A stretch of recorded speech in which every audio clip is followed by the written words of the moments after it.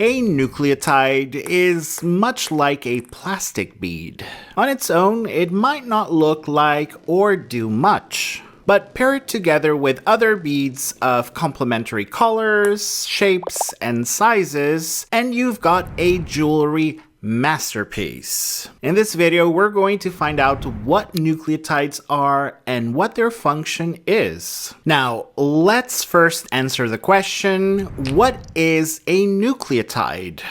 Nucleotides are molecules that make up nucleic acids, clicking and clacking together to form DNA and RNA.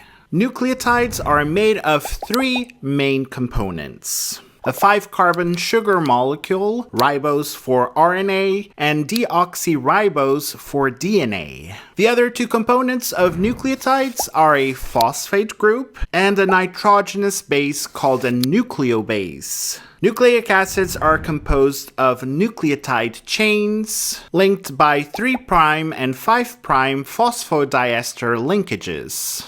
A phosphodiester linkage, or bond, you can also call it bond, combines the phosphate group and the hydroxyl group of two sugars through a condensation reaction. The third carbon of one sugar joins with the fifth carbon of another, and voila! A 3' and 5' phosphodiester linkage. There are 5 nucleobases that make up nucleotides and pair together to form DNA or RNA. You have adenine, cytosine, guanine, thymine, and uracil.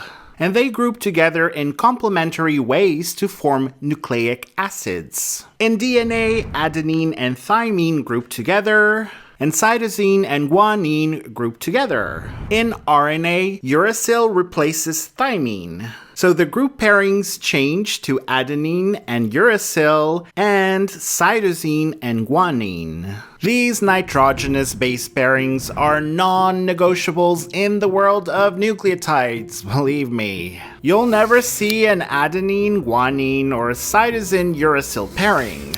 What you see here is what you get. Based on the structure of the nitrogenous base, nucleotides can also be further divided into purine bases, which are our friends adenine and guanine, and pyrimidine bases that include thymine, uracil, and cytosine. Purine bases have 2 carbon rings, a pyrimidine ring and a imidazole ring, with 4 nitrogen atoms in the whole structure. Pyrimidine bases just have 1 pyrimidine ring with only 2 nitrogen atoms in the structure. These purine and pyrimidine structures, composed of adenine, guanine, thymine or uracil, and cytosine, are called primary or canonical, considered fundamental units of the genetic code. Okay, so now we know what a nucleotide is, but what does it do?